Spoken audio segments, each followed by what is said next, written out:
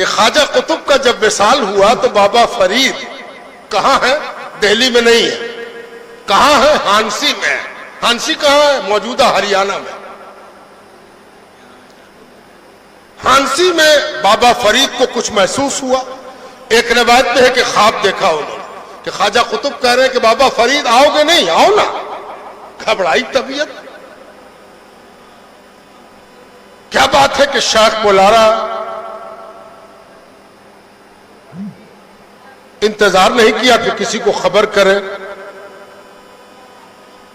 رات کے آخری پہر میں خواب دیکھا تھا.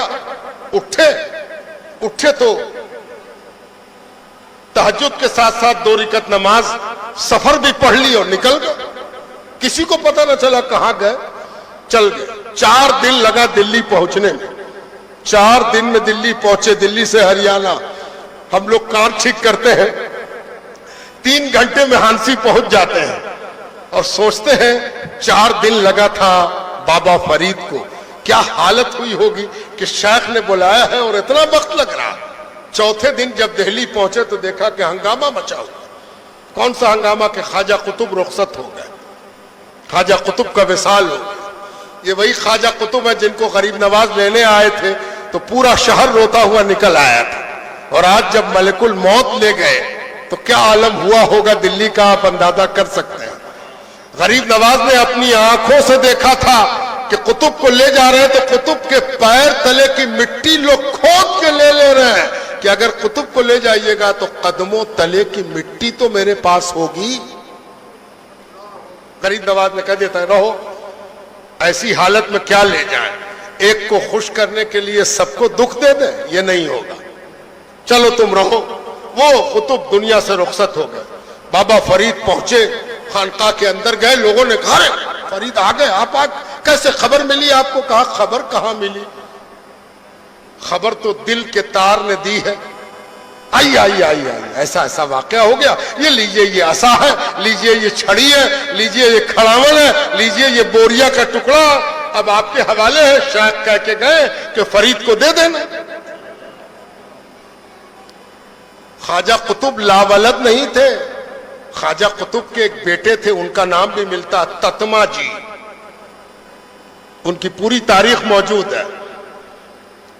تتما جی ان کے بیٹے تھے خواجہ قطب کے. ایک ہی بیٹے بچے تھے, ایک بیٹے کا انتقال.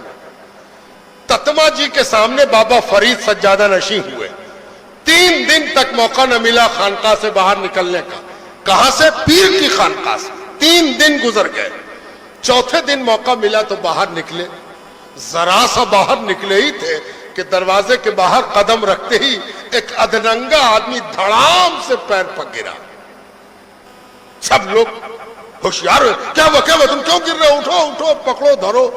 وہ جو اٹھ کے سامنے کھڑا ہوا تو بابا فرید نے اس کو پہچانا اور اس کا نام لیا. تاریخ میں اس کا نام موجود. ارے سرہنگا تو کب آیا؟ سرہنگا تو کب آیا؟ سرہنگا کہتا ہے بابا آپ تو رات کے اندھیرے میں چل پڑے, خبر بھی نہیں کیا.